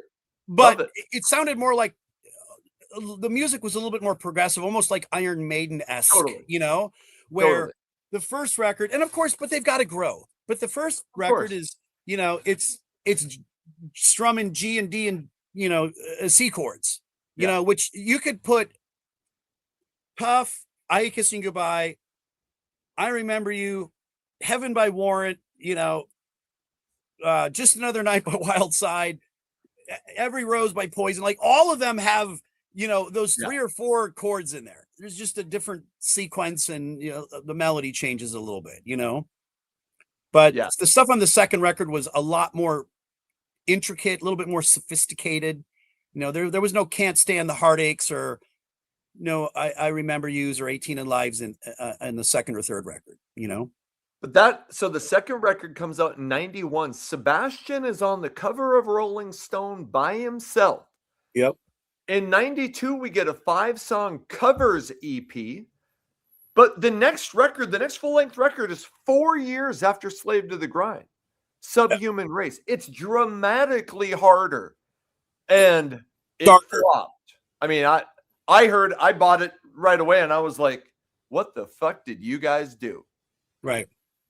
So, and then the year after, 96, is when they break up. The talk was that they were offered some dates to open for Kiss on the reunion tour. Sebastian said, we're doing them. The guys said, no, we're not. Apparently, Sebastian calls and leaves a message at Snake Sabo's house, basically ranting and raving, probably like he did to that 10-year-old girl. Anthony, just so you know, you froze. If you can hold that me. thought, the message at Snake's house, you froze though. And we're almost at 370. We're at 368. So everybody give a couple more calls, get a couple more people. Let's see if we can break 400 today. We just hit 371. 371. Do I hear 372? Do I see 375? This is almost like a telethon. We're trying to get the numbers to go up, you know? The Jerry Lewis telethon. While I'm back, right? You're back now. Do I look okay? And you're unfrozen. All right. Nick Fuller, thank you for the super chat. What do you think about Beavis and Butthead? Did they help or hurt metal? I mean, I think, was Mike Judge a grunge music poser? I think it was in trouble regardless. but did it help? No. And I feel horrible for Winger for what happened to them because they didn't deserve that. We just covered the Nelson After the Rain album. Hopefully I don't lose my rock credibility for saying that. That video is going to come out on Friday. But wouldn't it have made more sense for Beavis and Butthead to wear a Nelson shirt? And they were a great band. They really were. But Winger didn't deserve it. But I don't think Beavis and Butthead. I think it was over regardless of Beavis and Butthead. Yeah. Well, at the end of the day, though, I love Beavis and Butthead. Yeah. I mean, I watched the shit out of it. When I first heard about it, it was actually my girlfriend who was dating at the time named Annie from Texas. She was telling me about it, and I was like, "What is that?" She's like, those cartoon guys on MTV, they go, like she was, this real pretty little brunette girl with pretty eyes is, mimicking Beavis and Butthead. And then we started watching. Don't get jealous. That was years ago, Stephanie. Don't worry about it. She ain't jealous. She's great. But yeah, I mean, I remember watching it and just thought it was funny, like Poison came on and Beavis and Butthead are just like looking at each other. And then Beavis says, Cece, hi, I'm Bobby. I'm Ricky. I'm Brett. Like I just, and then I remember maybe it was another time Poison was on and they were like, I think they started calling Poison like Vixen or Lita Ford or something like that. It was funny. And I was thinking to myself, God, I wish they would put me on there. I would love to see Beavis and Butthead just destroy us. But little did we know that was what was really going to happen. But I liked it. I was a fan. Yeah. Me too. Winger, I think Kip Winger and the band Winger were a much bigger band than Nelson. Even though Nelson had the video in the garden, Kip was, had those big white teeth and he had the headset and he's twirling around. And the 17 song was just a real big hit. Plus they'd already sold, I think 2 or 3 records had been multi-platinum, and Nelson only really had the one record, which kind of came out in 91 or something. So I was gonna say, what was I gonna say? Something. Thank you, Patrick. Well, I will say this. I remember Winger's third album, Pull, came out in 1993. The first single, Down Incognito, was being played regularly on radio in Fargo, North Dakota. Correct. That was like March or early 93. Beavis and Butthead premiered that year, and Stewart premiered like in June of 93. When Stewart premiered, that single was off the radio and Winger ended up having to cancel their tour. Now, like I said, not that they were doing great anyway. Most glam bands weren't doing great, but that album was getting some airplay until Stewart happened. So Patrick says, watch it, brother. Subhuman. Patrick's favorite album of all time is Subhuman Race. His favorite song of all time is Iron Will. And I love Patrick, but sometimes you just got to agree to disagree, because outside of Breaking Down, Subhuman Race sucks. So sorry, Patrick. It's okay. Yeah. Which think about this. And I know that the times were changing drastically, but this is why bands like Van Halen, Motley Crue, Rat, and even Poison. Poison had 3 records that went back to back to back, multi-platinum. Motley had 5. I mean, think about it. Too Fast for Love is 81. Shout at the Devil is 83. Theater of Pain is 85. Girls, Girls, Girls is 87. Dr. Feelgood is 89. Each one got bigger and bigger and bigger. Rat had Out of the Cellar, Invasion of Your Privacy. Then what was it? Dancing Undercover. Invasion of Your Privacy. No, not Invasion. Reach for the Sky. Reach for the Sky. And what was fourth one? Detonator. Detonator didn't go platinum. Detonator went gold. I think it went gold, yeah. But to have, 1, 2, 3 singles off of each record, and Poison's first record, Look at the Cat Rag, then was it Flesh and Blood? No, then it's Open Up and Say Ah. Open Up and Say Ah, then Flesh and Blood. Flesh and Blood. And obviously they were also, they came in a little later. They started in 86, and by 92, a lot of things had changed. But, getting that second or that third chance, it means a lot. Timing is also meaningful. You know, I mean, Nirvana's first record came out before the Bleach record came out a couple years before the Nevermind record. And they were playing to 30 people or 50 guys in a punk club riding around in a van. The record probably sold 30, 40, 50,000 copies. But the timing for them and the Pearl Jams and the Stone Temple Pilots of the world, by the time everything changed into the 91, 92, it was their time and it was no longer ours. Charlie wants to say hi. Charlie! You just went potty. She's got very nice teeth. She's a cute dog. Big girls go potty outside, isn't that right? Yeah, you're a big girl. You go potty outside. Okay, we're at 369. I see we've crept into the 370s. Yeah, we did. If we had everybody text 2 people and even 10% reacted, we could blast past that 400 mark. And I will say I've gotten a few texts since we've been on the phone. Michael Brandvold is texting me. He actually needs to talk to me about something. What's up, Michael Brandvold from Three Sides of the Coin? Yep. While you're doing that, Sean Landon Clark says, glad to see the live show. This is great stuff. Slave to the Grind is a top 10 album of that era. I know so many people that agree. Buried the debut. A lot of people agree with that. So thank you, Sean. Appreciate it. Really cool. We've also got a text from John Byrne, my Maiden guy. So yeah, he is. That's him in the chat. My dear friend April Lee from the Monsters of Rock cruise has texted and said hello. Loving the show, says April. We're going to talk about the Monsters of Rock cruise in a little bit after we're done with our Skid Row chat. But shout out to April. She's awesome. She's one of the without April, I think the ship might sink. So Larry Moran is the man, and April is obviously a huge part of helping things happen for all the bands. So shout out and love to Larry and April and everybody on the Monsters of Rock cruise, because that is an amazing event every year. And for all those who have been there, you know what I'm talking about. I will be. There is no way in hell you could keep me away from the Monsters of Rock cruise. This year it's leaving from LA. So I'm going to go to the Rainbow and go to Amoeba Records and all the kick-ass rock and roll shit I can do. And then we're going to go on the cruise. So I'm hoping I can get Patrick and any of the guys from the Hair Metal Guru channel to come. So please hit me up in the comments. Let me know, like, if you're planning on going. So hopefully we'll get a bunch of people that watch this shit and we'll all go hang out and rock with Tough. It's going to be amazing. Can't wait.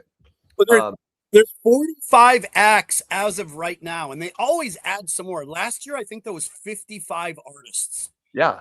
And most bands play 2 shows. Some of us play 3. I know we played 3 last year. And I know you haven't been. No. We've been on a half a dozen or so. It's just the greatest time. It really is. It's a great time. And if you go, Anthony, I think you'll be very popular. You'll meet a lot of fans who watch the show, and you'll probably be taking a ton of photos, and you'll get a lot of content too. You can do a bunch of filming and you could share your stories, you know. That would be awesome. That would be awesome. We're going to get back to Skid Row, Eyes of the Night. Yep. Hey, you can gift people Hair Metal Guru memberships. And so thank you. And Mike, who does a lot of stuff on the Hanging with Drummer Boy Jones channel, thank you, says Subhuman Race was an important record at an important time. I know there are people who think that. I didn't really get it, but I understand why people think that. What do you remember about Skid Row breaking up? I mean, this is 1996, so the glory days were over anyway. Like, do you remember hearing like, oh shit, it's over for one of the most important bands from the scene? Well, you know, that was a weird period, meaning from the time, you know, our era of music kind of ended going into, say, the 90s, and Tough played through 95. We broke up at the end of 95, like literally Thanksgiving was like that's it, cut, done, no more.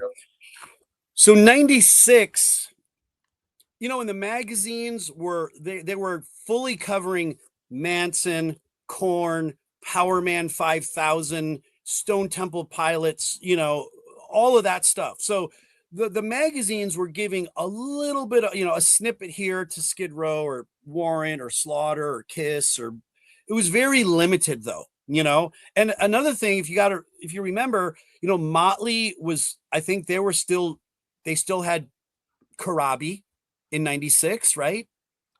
Because In when did he in stop? '96, yep, he was still technically with them, but I think it was Yeah. just getting ready to And Van transition. Halen was that already the Gary Cherone era of Van Halen? Yes, I think he Pretty entered. close. They had the brief reunion with Dave. There was talk of Mitch Malloy, and then Right. Gary Cherone came in. Yeah. So, I mean, everything was at such a weird point, a lot of and Warrant, I think, had kind of went through various shifts as well. Maybe Janie was in and out of the band a couple times and different members were coming in. And I don't know, was Rat a band at that point? I know Piercy was still, it wasn't the Jizzy years yet. Jizzy was 2000, but there was just Yeah, so many changes. And I think yeah, Skid Row was just one of those bands that said, okay, well, yeah. we're going to change too. Meanwhile, everybody was kind of moving, shuffling people around, but yet Kiss was the band who said at that point, we're back. And it was Gene, Paul, Ace, and Peter with the makeup. They did the reunion, which everybody was excited about. And that goes to what you were saying about them and Sebastian were not on good terms. No. And then supposedly that offer came in and the guys just said, we're not going to jump at it, or they're not going to do it, whatever. And Sebastian lost his mind, called Snake and screamed at him and said, how dare you? This is a once in a lifetime chance. We can open up for the original Kiss. And I think it was going to be in New Jersey or something too, like the stadium. And Right. Sebastian lost his shit, called him all kinds of names. And that's when Snake lost his cool and said, no. And then talked to Rachel and they said, we're done, Yep. And that had probably been building up for 8 or 9 years. Oh, shit. It'd probably been building up since they met him in '88. Right. So Sebastian, I saw Sebastian solo, I think it was '88 or '89 in Fargo. Right. He was awesome. I was still fucking jacked about Skid Row.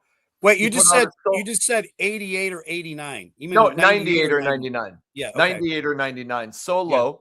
Yeah. He put out the Bring 'Em Back Alive album in '99. Skid Row reforms in '99. They get Johnny Solinger. They put out Thick Skin in 2003. I loved that record. Yeah, I thought Thick Skin was great. Johnny was in the band for basically 15 years. Right. He left in 2015, and rest in peace, Johnny Solinger passed away. Okay. They've had, tell me if I miss anybody, Tony Harnell for like 6 months. ZP Thart, if you pronounce that right, was in the band for a number of years. Couple years, yeah. Eric Gronwall was in the band for maybe a year and a half. They put out the Gang's All Here album. A great record. I mean, when they put that out, I was like, oh my God, it sounds like the debut side 3. Right. It sounded more like the debut than the other stuff. But I thought it was great. I mean, Time Bomb Song and the Gang's All Here. Like, I thought the whole record was great. I was blown away. I thought it was awesome. And he's a fantastic looking guy. The guy could sing live. I think everybody, when that record came out, thought, okay, Skid Row has their singer. They're good. Yep. And then boom, you start like from what I gather is, he had shit. What disease did he have? Like some kind of a leukemia, maybe, was it? Or some kind of a cancer of sorts. Yeah. So he had that before, but he said, well, we were going to work around that. They were going to work with me. But then when he got in the band, started saying, look, we were playing too many shows and the band didn't want to lighten the schedule. So he ends up leaving. So now they're doing this worldwide open audition with whoever. Sweetwater is the company that's helping them. Right. They're taking submissions on YouTube. They're asking people to give them a little bit of a bio, what their experience is, sing Monkey Business, sing 18 in Life. And now that's been months since that thing has been going on. And so before what's your opinion of the decision to do a big public thing on YouTube for the singer search? I think it's a cool idea. The thing is this. I know that when in 1986, or 85, whatever it was. I'm living in Wisconsin. I'm playing an Exciter. I love Van Halen and David Lee Roth and Motley Crue and Rat or whatever. And of course, at that point, there was no internet. The news wasn't covering anything like this. So when something came out in a magazine, it was usually something that happened 3 months earlier. And I remember when I first heard the rumor or read the rumor that Van Halen was going to have David Lee or Sammy Hagar sing in the band. And I was like, wait, a curly haired guy, like that was the first thing I thought. Like he looks like, he's a curly haired guy that sings I Can't Drive 55 is going to suddenly be the singer. He had short hair at the time too. Yes, he's going to be the singer in Van Halen. That's like Unchained and ain't talking about like, no, that's like, I want Dave to be doing his splits off the risers. And I just thought there's no way this is ridiculous. It's horrible. Turned out to be huge. They sold millions of records, ended up headlining a stadium tour. The Monsters of Rock with Scorpions and Dokken and Metallica. And Metallica, when Metallica was like basically opening the first slot band. Kingdom Come. Yeah, and Kingdom Come was first. That's right. Metallica was second.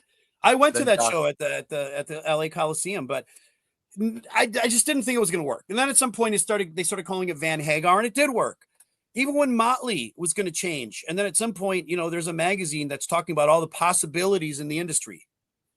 I ended up being one of the pictures in there, even to be thought of by the editors that put this magazine together that, that I was a thought of any sort, and they had the guy from Kick Tracy and Mike Tramp and even Bach and Pierce, they had a whole bunch of guys, but with Karabi, they make that record. It's a great record, but it doesn't sound like Motley Crue.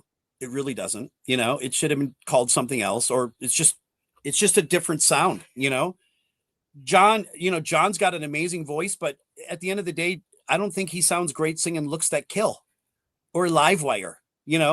It's like that's Vince's song. So when it comes to the Piercy or to the Skid Row thing, who would have thought that Journey would have gotten a karaoke singer from the Philippines to front their band. Right. And they're still doing huge numbers. Yeah. Who would have thought that Judas Priest would get a guy named Tim the Ripper Owens from a Judas Priest tribute band in Akron, Ohio, who's going to front their band? And they did. So these weird mixes, these, Skid Row finding Eric, who at one point had been on what? Sweden Idol, Yep. The American Idol of Sweden, right. Singing 18 in Life as like a 21-year-old kid. He still had pimples on his face, Right. And so it's a different world. We don't have magazines or MTV anymore. Radio's kind of defunct. We have Spotify, we have streaming, we have websites, we have apps. And so the fact that Skid Row said, hey, there's 8 billion people in the world. There's got to be some killer singer somewhere. Steven Adler right now has a guy singing in his band who's from Argentina, who was in a Guns N' Roses tribute band and was discovered in Buenos Aires, 6, 8, 10 years ago. And I've seen that guy sing. Yeah. Unbelievable. Ari is his name. I saw him. Unbelievable. He literally can sing the Appetite or Use Your Illusion records from front to back, every note, every voice, every style, and he does it effortlessly. Of course, he's 30 some years old. He's not 55 or 60, but I just think it's a good idea. I really do. Now, I've seen a bunch of the submissions. Most are garbage. Yeah. No disrespect. No disrespect. And I'll just say a couple more things real quick and then you take it. Yep. If you're going to audition for Skid Row, you can't come on the video wearing a Motley Crue shirt or a bunch of studded wristbands. You can't be headbanging. You can't be going like this in the camera. Like if you want to be taken seriously, a 22-year-old girl in a Guns N' Roses shirt, whether she can hit the notes or not, she's not the girl. She's not the person, and people, recently Sleaze Rocks ran an article, and I think the editor, Oliver, said the search should be over. This America girl or whatever should be the new singer. She's a very good singer. First of all, it's a woman, no offense. Somebody wrote in the comments the same thing I said when Tracy Guns called me 20 years ago and said he was going to put Delana in the band. said, dude, I don't care if she sounds like Janis Joplin. I don't care how good she is. Yeah. You know, when you guys do a Led Zeppelin song, Yes. one of the LA Guns songs in the set is "I'm Gonna Be Your Man." Yes. She shouldn't Yes. sing that. Right. Ann Wilson is an amazing singer. Yeah. Amazing. But I don't want to hear Eric Grunwald singing "Heart" for her. Yeah. Pat Benatar is an awesome singer. You know, I don't want to hear Pat Benatar singing Whitesnake. Right. You know, and I don't think Billy Idol should front Vixen, you know, or be Lita Ford stand-in. Right. Just like I don't think Delana should sing in LA Guns. Now, Lizzie Hale, the thing they did with Lizzie, that was a one-off, you know, Yes. or a 3-off or a 4-off. For They had a sure. few shows, you know, and the guys just said, hey, you want to try to do this? And they also did that because, you know, Lizzie and her band have been doing Slave to the Grind in their set for years. And people have went, oh my God. And like she's famous. She's very attractive, and it was going to bring them some good publicity to get a famous person in there. Cool little thing to do. Full time, I don't think they want a girl. I really don't. You know, I don't think it's going to work. Just like it didn't work for LA Guns to have Delana in the band. As a matter of fact, I think when Delana was out and then they had their breakup, it was Tony West from Blacklist Union that flew out and joined LA Guns and did the rest of that tour. Yeah. Yeah. Hey, Kevin Minton, thanks for becoming a YouTube member. Appreciate that. Shout out, Kevin. I hear what you're saying, and you have all this, but I feel like they're setting a lot of people up. They're putting out all of these tryouts on YouTube in public, and I kind of feel like it's embarrassing some people. And I honestly wonder, like, what if they don't choose any one of the people that, because here, let's say, I mean, I know you're not going to do it, but let's say you were going to do it. I feel like what known rock stars with a name, if they want the gig, what most of them are going to do is go, look, I'm not fucking putting out a YouTube video. Correct. For the Skid Row job. I will reach out to your management. And if you want me to send you a video, or if you want me to come try out, I'll do that. But the guys who might have legitimate chances with a name are not doing that YouTube shit. There have been Ches Kane, the female rocker from, I can't remember where she's from. Is it Ches or is it Shay? Or is it Shay, whatever her name is? The girl that you were just talking about, she was the singer in Thunder Mother. She did it. I'm sure there are some names who want to do it, but I feel like now it's been months. Are these people just sitting there going, I guess I'm out. Nobody's reached out to me. It feels like kind of a fiasco. And go ahead. Well, I think this. I don't think it's, you know, are some of these embarrassing for us to watch? Probably. But here's the thing. Somebody named Joe Blow from New Jersey who has a pretty damn good voice and goes and does this video and kills it. And then it gets shared on Sleaze Rocks, or a bunch of people start sharing it. I've looked at some of them. Some of them have 50, 70, 80,000 views. Yeah. And you know what? That kid's probably not going to get the gig in Skid Row. But he's now got himself a nice little resume demo, you know, to be in another band. And who knows, maybe at some point some other band goes, dude, that guy's got pipes. Maybe we should put him in our band. Yeah. He's not going to get the Skid Row gig, but maybe he gets another gig. I think the publicity of this just in general, I think is a good idea. But I agree with you. If I wanted the gig or wanted to try out, I wouldn't be doing a YouTube video, even though I thought about I was going to. And here's what I was going to do. Because of my relationship with Sebastian Bach, and because this, I thought I had an idea. I was like, I should write a really cool set of lyrics, like American hair band style, all about Skid Row or Sebastian in the 80s. And what I was going to do is I was going to take their song and start my video and go, hey, just like everybody else, it's Stevie Rachelle from Tough. I know you guys are probably thinking there's no way you can hit there's no way you can hit the screams in 18 in Life, but you know, I decided I'm going to do this anyways. And I put some thought into this. I never went ahead with it, but I was going to go record a really funny parody. Yeah. Now, for anybody out there, a lot of you remember I did a song on the Hey, That's What I Call Sludge CD in 2003 to Bloodhound Gang's Dear Chasey Lane, and I changed it to your Janie Lane, singing about his mohawk and all that kind of stuff. And a lot of people thought it was very clever. As a matter of fact, Jane even told me, he goes, dude, very campy, very campy. That's what he said to me. But I was going to do this thing where I was going to let the music start with 18 and Live for the Monkey Business. And just as you were thinking the song was going to kick in, a scratch was going to come in, and I was going to do this hip hop rap song all about Skid Row and Sebastian. And, you know, I was going to put some time and energy into it in the studio and make it funny. And I thought it would have probably gotten a few laughs and a lot of people would have got a kick out of it. But you're right. If somebody from, you know, a name band, let's just say Mike from Steelheart, which I don't think he'd take the gig, but he's not going to go do a video and submit it on YouTube. He would call the guys and say, hey man, it's Millie from Steelheart. You guys want to get together? What do you think? Yeah, I demoed a couple things at home. Check them out. If you guys want to get together, let me know. I'd love to come in and give it a shot. So I'm sure there might have been a couple of those that we don't know about. And also what you're seeing online and what's really happening right now, we don't really know. Totally. I have a feeling there's a lot more going on or has been going on for the last month or 2 or 3 that we don't even know about. But to Mike, thanks for the super chat. To his comment, it's going to make them look like shit if they don't hire somebody that did one of these YouTube videos. If they announce this, I think so. If they do, they announce this big thing with Sweetwater. Here's your opportunity.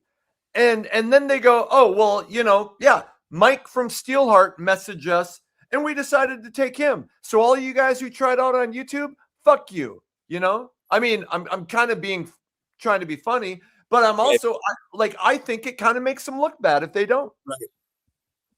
So I don't think it's going to make them look bad. I think at some point they're going to come out. Even Rachel and Snake had said in a couple of recent interviews that they've got a couple people that what'd they say? They started to work with for a few days, like bring them in. And the difference is even the girl, and I don't want to critique everybody, but I did see that article with that girl. I think her name is Guernica or something like that. Yeah. She can sing her ass off, but I watched it, and I've watched a lot of these, and it's not just whether you can hit the note or hold the note. The one thing I've seen in a lot of these videos is just these people have not really been produced in a studio that often. Sure. Because their timing coming in and out of a song or in and out of a lyric or in and out of a break, it's small amounts that the average listener is not going to hear. Right. But a producer, somebody that's a songstress that has that kind of, and I'm not Butch Walker here, but I could pick apart every one of these. I could find 50 things wrong with the performance. Not their look, not their dumb shirt that they decided to wear, their wristbands or the headbang or I saw one guy that I thought was actually pretty good. And this is what he did the whole time. Ricky was a young boy. He had a heart of stone. And then he got to the chorus and he's still holding up the lyrics. I'm like, dude, you can't hold up the lyrics for the audition. And if you're going to do it on YouTube that nobody can see, the lyrics could be back here. Nobody sees that. Hey, did you guys hear that? Did you guys hear that? Fuck, I think the search is over. Like, holy shit. I think we found the guy. I think we found the guy. Wow. What the streets a soldier and he fought the world alone. But I was like, God, there's just, you know, and I see some of the stuff and the flipping of the hair and the fucking devil horns. And I'm like, come on, you guys, this is Spinal Tap-ish, you know? Right. But again, I'm not Butch Walker. Yeah. Not Bob Rock or Howard Benson, but I could listen to some of those and I'm just like, I'm picking so many things apart about how they're not singing the parts right, or you know, they might hit a long scream, but they're coming in and out and the timing's bad. Of course, a lot of that can be fixed. What Rachel and Snake and Scotty and the guys are going to want to do is they want to get somebody in the room, and Pete Avick, for instance, Pete's done a couple clips with his son, you know, that he shared, and Pete obviously he's not a slouch. The guy's playing guitar and been in bands for 30, 40 years. He's been playing with Brett for 20 plus years. And the one thing he said is like, he goes, because he's told, Gavin, obviously his son has got some pipes. He's put out a couple of cool songs, but even Pete said, being able to sing 18 in Life or Monkey Business in the studio, or even in a live setting, for an afternoon a couple times. They need a guy that can sing that song, that balls out 20 times a month. Yes. Traveling back to back, night after night, tour after tour, and waking up with a cold or some, some challenges, and you still got to get through that, Get up at 4 a.m. and fly to fucking Fargo and drive to the casino 2 hours away and play that night. I mean, in heat, cold, the challenge of being a singer is a lot more than, what you can do in the studio. It's like, can you do that night after night after night? Can you do that and still be able to go to the meet and greets and go to the radio station interviews and do all the other things that goes with it? There's a lot of work to do. Yeah, it's like people think being a porn star is so easy. Like, you got to be able to do that in front of like people and cameras and shit. It's not as easy as, no, I'm just kidding. I've never been a porn star. I wanted to get into, because I want to talk about Sebastian Bach. I think everybody, even though you have written a well-written article on Metal Sludge about the Monsters of Rock cruise, and we also got to talk about that, and we got about 24 minutes till we're supposed to wrap it up. But Sebastian Bach, tons of controversy. I mean, and we've talked about some over the career, but just in the last couple of years, in 2024, he had that social media meltdown where he got home from tour, his wife was gone. He starts going on Instagram and posting like pictures of him without his wedding ring and saying he's single, and then sending like suggestive pics to chicks and shit. Yeah, he had a picture of his bulge and his jeans or his pants as well. Yes. Then there's the show where and I covered this, a girl asked him for a hug before a show. He basically was a dick to her, and then during the show he called her a fucking bitch and had her kicked out, because she was mad that he wouldn't give her a hug, and it would have been 3 seconds. He would have had a fan for life, but no, now he has all this bad will from that. And there's many other things that I'm probably not going into. But at the Monsters of Rock cruise, he has an issue with you and Ted Poley. And you get word that Sebastian Bach wants to talk to you. What happened? And can you go through the, like, you finding out about him wanting to talk to you, and what happens when you finally approach him? I should have asked him for a hug, is what I should have done. Right? Hey, next Monsters of Rock cruise, I'm sure he's gonna love seeing us hanging around. What's up? Right. So I get on the cruise. I didn't know Sebastian was on the cruise. I mean, he wasn't scheduled as an artist, and I did see something about his art, not artist, but he wasn't promoted as a band, a performer. But then at some point I did see something maybe about his art being there, but I didn't know. I just figured, they've had Rick Allen's art and different guys. So I thought maybe they got some of Sebastian's paintings for sale or something. And then I remember it was like the first or second day, maybe Billy goes, Sebastian Bach is on this cruise. I go, no, he's not. He goes, yeah, I saw his wife at the buffet. And I thought, really? Are you sure it was her? He goes, I'm positive. She was standing right next to me. And I thought, I agreed with him. There's no way Sebastian's wife is going on a cruise if he's not there. Then I heard other people saying that he was on the cruise and had been around. And then I thought, okay, well, I guess he's selling his art. Well, then probably the second day, a staff photographer that works for the Monsters of Rock, I won't mention her name because she might not want her name to be mentioned, but she had told Todd Chase first, Sebastian Bach is looking for Stevie, something to that effect. And Chase came up and told me that. I go, what? He goes, yeah, I guess she had heard from him and he was shooting him. I think she was wearing a Tough shirt. She was wearing one of our Tough shirts, and then she was shooting somewhere, and Sebastian started talking to some people, which included Michael Sweet. Yeah. And at some point I was told that both of them said, we want to confront him. We want to talk to him. And then there was the whole, we'll see how much of a tough guy he is and, see what he says to our face when he's not hiding behind his keyboard or something like that. Yep. Then I heard it again the second time. And then somebody said they're going to come to your meet and greet to confront you. So we were at our meet and greet. Nobody ever came except for several hundred fans. We took all the photos. And I had heard this multiple times from different people that both Michael Sweet and Sebastian Bach wanted to confront me, talk to me.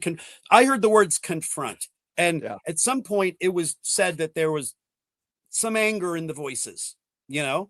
So I thought, okay, well, I guess we'll see what happens. Well, the final night before we docked the next morning, there's always a VIP party, which we went to, the band did. I was hanging out with Just Scott Soto. And at some point, I think I was talking to David Ellefson, who used to be in Megadeth.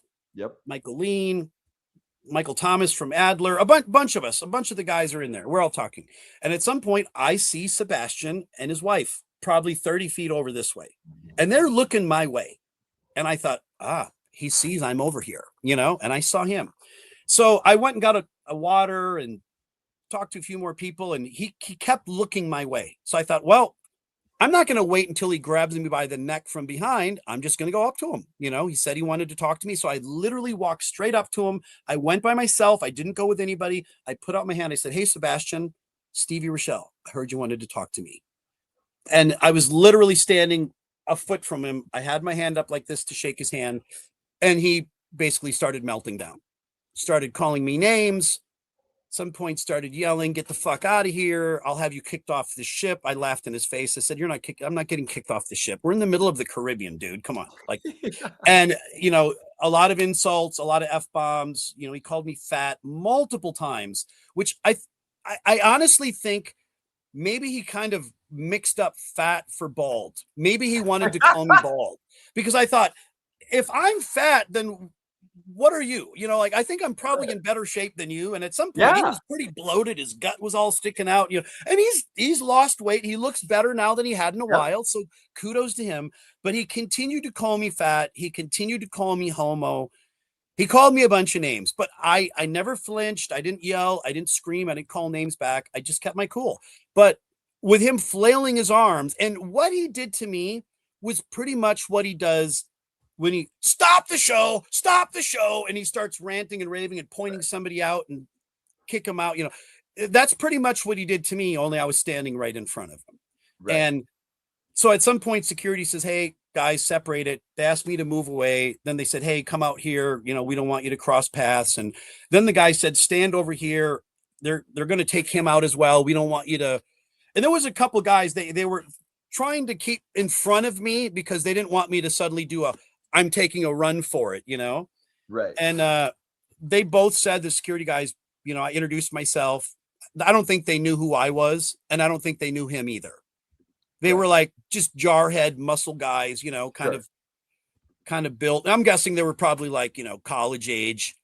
And I just said, hey, my name is Stevie. Nice to meet you. And the guys just said, hey, thanks for being cool.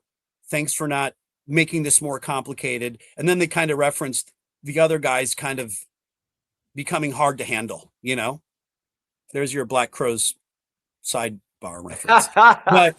but yeah, Bach's over there flipping out. And then I guess after I had left, as I'm walking out, my girlfriend says, where are you going? I says, I have to leave. They're kicking me out because Sebastian, this or that, the other. And then she went back to go get her purse because she was sitting with her friends. When she came back, Sebastian at some point beelines to her and then gets in her face, starts yelling at her, insulting her, calling her a fucking bitch and all kinds of shit. Then she comes out. She's a little upset. I said, what happened? She told me. And then the next day is when I found out about Ted Poley's situation, which I guess happened after me. So that's kind of what happened. And then Ted Poley got home from the cruise, wrote up a big flaming fucking anti-Sebastian Bach, basically saying Sebastian Bach's a fucking asshole. And he should have kicked his ass. And then he deleted that post and he kind of backtracked. And so it's just been nonstop. I know Sebastian Bach was in his comments leaving like snide remarks and shit. Yeah, so I saw a bunch of that too. It's pretty silly and childish. And honestly, I wasn't even going to say anything. Yeah. But when Ted did his post, which was on either Friday or Saturday, And then people started sending it to me. And then Ted started texting me. And Ted even said, should I take it down? And I said, why? Yes. You're just telling what happened. But at some point, I guess the next day he did take it down. But that point, he had also put in there that I saw him arguing with Stevie Rachelle or something like that. Yep. So now my inbox is flooded, and a lot of people are like, dude, what happened with you and Sebastian? So I'm trying to, I'm having to explain it to all these people. And then at some point I thought, well, now I'm going to tell what happened. And I wanted to obviously detail the history of ours going back to when we first met in 89. And the first couple of years we were buddies. And then, once the Sludge stuff started to really hit the fan in the late 90s and early 2000s, we were obviously just highlighting and exposing more of what he really was as a person. And he ended up looking probably pretty foolish with a lot of what he did. Multiple arrests and all this kind of crazy stuff. And so he just grew to really hate me because of that. And do you ever foresee a situation, and I've stated my opinion on the channel, where Skid Row would do anything with him again? I got to say, you never say never. Van Halen didn't get along with Dave for the longest time. And who knows? Maybe the guys do say to themselves at some point, they get a new singer. Let's see what happens for the next 2 or 3 years. But do they at one point say, you know what? Let's do one for the Gipper. Let's just do this. Right. Guns N' Roses. Nobody ever thought that Axl and Slash would be in the same building again or on the same stage. And here they are. The one thing, though, is the time is Skid Row is 30 years now. It's 30 years with nothing. Yep. Guns N' Roses has already been back together for 10 years. When did they start? 2016? I think, somewhere around there. Yeah, so it's 2026. Well, there's an old Tough song that never got put on What Comes Around Goes Around that went something like money talks and bullshit walks. Yeah. So if the money's right, but I have stated after the shit with Sebastian calling a fan a fucking bitch from the stage that I could see Skid Row going, you can't have a loose cannon like that in the band. I mean, if you want to protect your reputation, you'd be leery of that. I really think Sebastian has absolutely put himself in a negative category with the behavior. Just again, people have said, like, I've seen some of the comments. They go, well, what did you think Sebastian was going to do when you went up to him? With all the things you've said about him over the years. And my response is this: what have I said about him over the years? Yeah. The stuff that Metal Sludge went hard at Sebastian, at Janie, at all these guys. A lot of them. Joe Leste, Mark Tureen. We went hard at everybody from 98 to 2003 or 4. Yep. It's 2026. 1998 is almost 30 years ago. Yeah. I came out as the Sludge guy in 2004. That's more than 20 years ago. Yeah. Anything that I've put on Metal Sludge in the last 15 years, let's just say from 2010 going forward, everything I've put on Metal Sludge about Sebastian Bach has also been on Blabbermouth. Yeah. It's been on Loudwire. It's been on KNAC, Brave Words, Sleaze. I mean, all these. The Hair Metal Guru. The Hair Metal. When he does one of the incidents and stops the show and he says he's going to call the police because somebody stole his set list.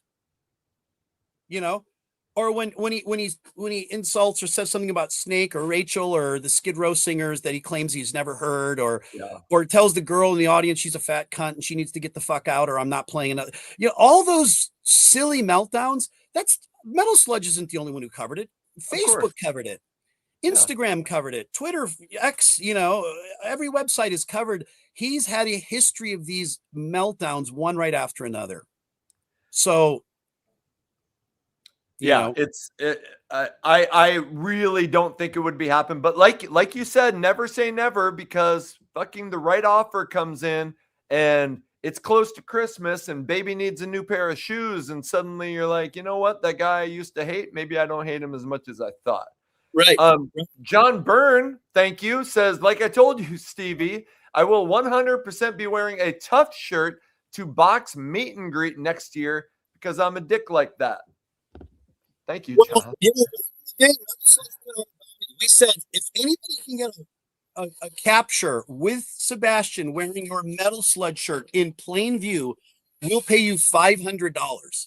We put that bounty out 25 years ago, but nobody ever did it.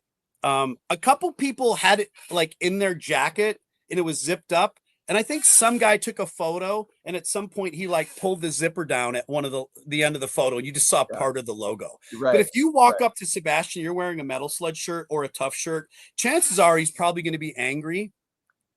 And he gets angry and stops the show because he saw somebody with a Madam X shirt in the crowd. Yeah.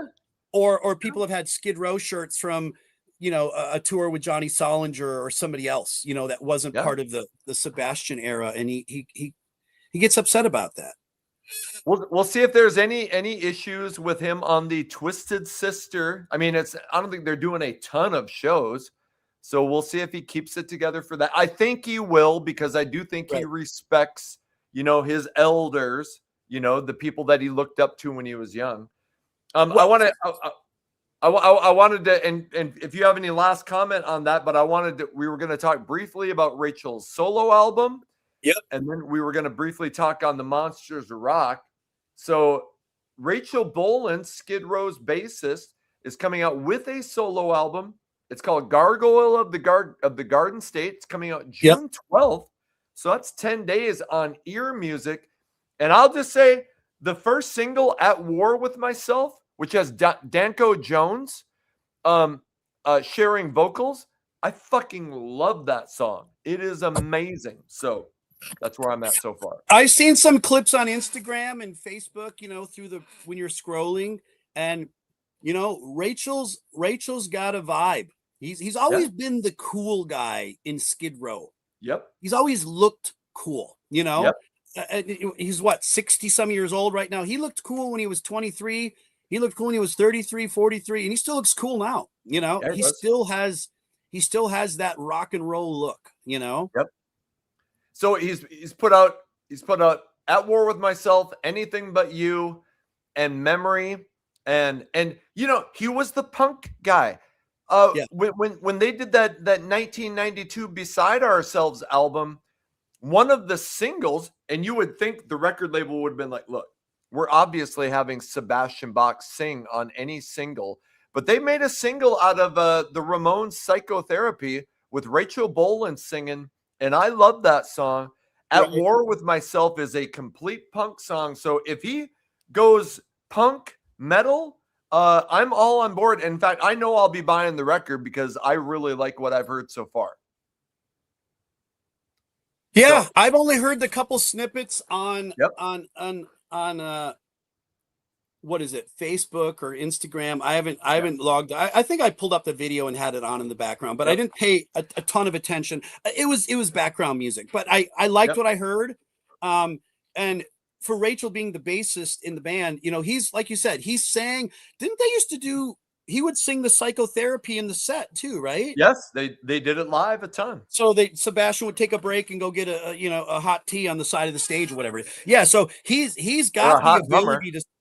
Yeah, he's got the ability to sing, and it's convincing. It's not like, why is he singing this song? He doesn't sound like he could sing it, No, I do find it funny because I'll see people like in the comments of his videos, why doesn't he sing for Skid Row? Look, he can sing punk and rock. He ain't singing I Remember You. Yeah, I don't see Rachel singing. No. Woke up to the sound of pouring rain on the window or whatever. I don't hear him singing that. So the album comes out June 12th, and Snake Sabo, Scotty Hill, Rob Hammersmith are guesting. Corey Taylor from Slipknot and Stone Sour. Nuno Betancourt is playing on it. Steve Conte, who is in Company of Wolves and is in Michael Monroe's band, and Damon Johnson. I think he's in Brother Kane. So those guys are guesting on it. Comes out June 12th, Gargoyle of the Garden State. And we have about 6 minutes left, and I'd like to finish with this, and we'll try to get a couple questions before we get done. Yep. But it was just announced today that Tough has been added to the Monsters of Rock cruise. So hopefully you can see that on your screen. This is the updated, and there may be some more left. It's from May 6th through the 11th. It's leaving from Los Angeles. So, Stevie, did you just get the word today that it was official that you were in? No. The way this works, and not to bust everybody's bubble, but we knew we were on this cruise probably a year ago. Oh, real cool. Yeah, they tell you a long time in advance, but we find out because the thing is, just like this whole thing was probably planned 3 years ago. You can't rent a ship. It's not like Enterprise where you're like, hey, you guys got any ships available on May 6th to the 11th? We're going to be. So we knew a while ago, and all of the bands are told you need to sit on it until they announce it. So, but we're obviously super thrilled. Obviously, we were on the last one 10 years ago in 2016 that left the West Coast, and we've been on several from the East Coast as well. And a ton of great bands. Obviously, I think it's great that he's bringing so many international groups. Yeah. There's bands from England and Finland and Sweden and Australia and Germany and, Canada and Oshkosh, Wisconsin, and just, all these far away places. So we're stoked. Can't wait. Obviously, it's super convenient for part of us, myself and Michael. We still live out here. Todd and Billy will fly in that week. We'll do a rehearsal. We'll probably play a warm-up show maybe somewhere that weekend before if we can get on it. But for me, I literally get to drive from my house.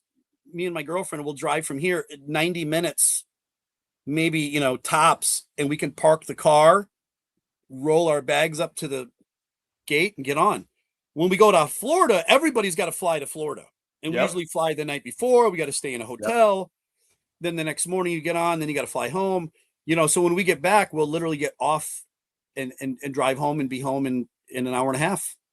Right. It's a great time. Oh, I've never been on a cruise. I've always wanted to go on a cruise. I've always wanted to go on a rock and roll cruise.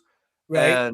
And so I was this close to going on the last one, but I will go on this one. I've been a Hanoi Rocks nut swinger since 1989. Michael Monroe's on it.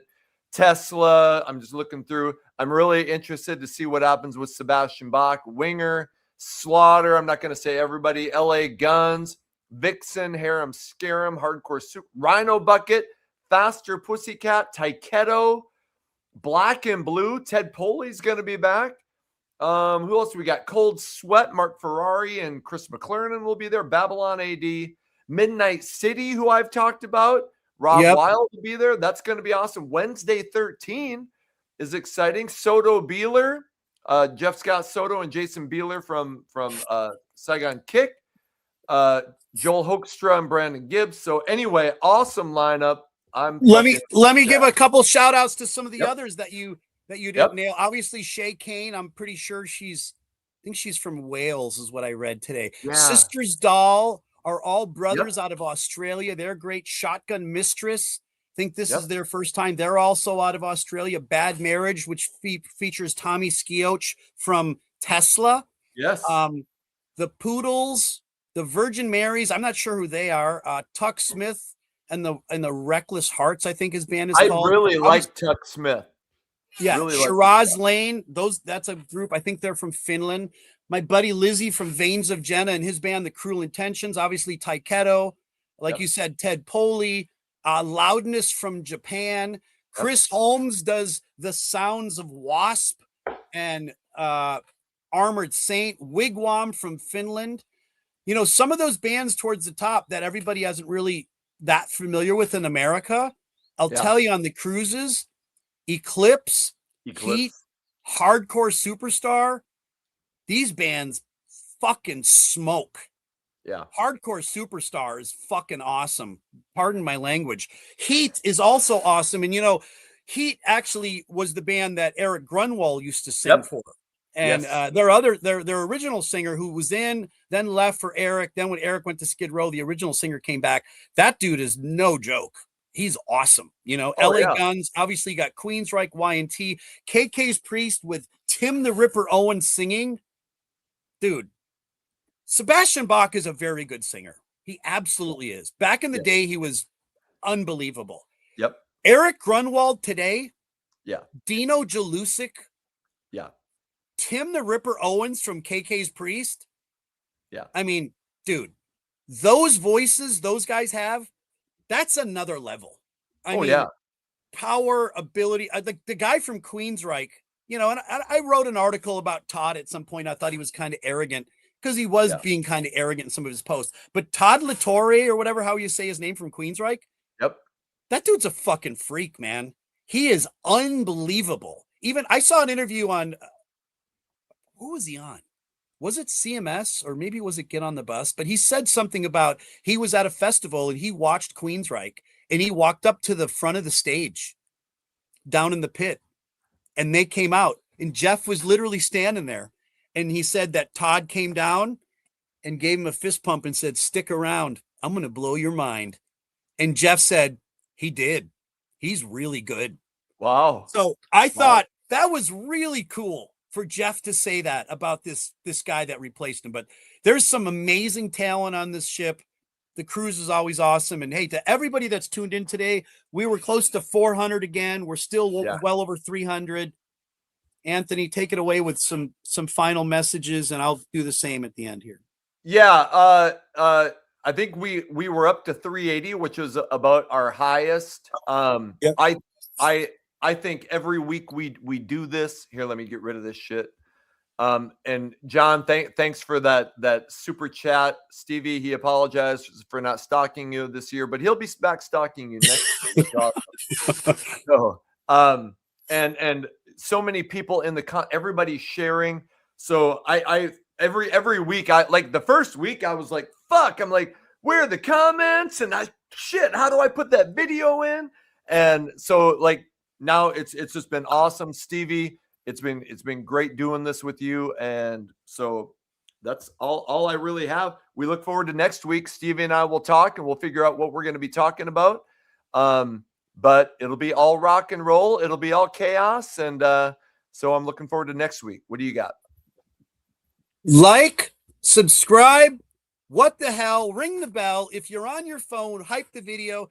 In the description, there's a couple of options. Yep. Hey, if you want to donate something to Anthony's channel, please do. Send a few bucks to buy Charlie some dog bones. You know, I'm pretty sure my store link's in there. If you buy anything from me, I'm always good to sign your CDs and your vinyl and your t-shirts, and I always throw in some extras. Thank you so much for everybody tuning in. Next week, we are going to be back again next Tuesday, June 9th, right? Yep.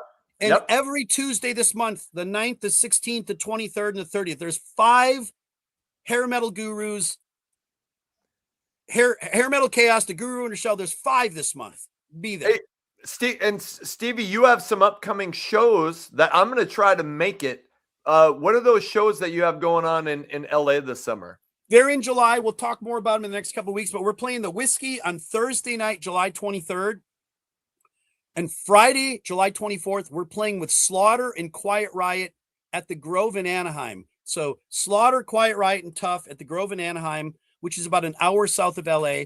That's why we took the Thursday night at the Whiskey, because Saturday we couldn't get the show. But it's myself, Todd Chase, Michael Lean.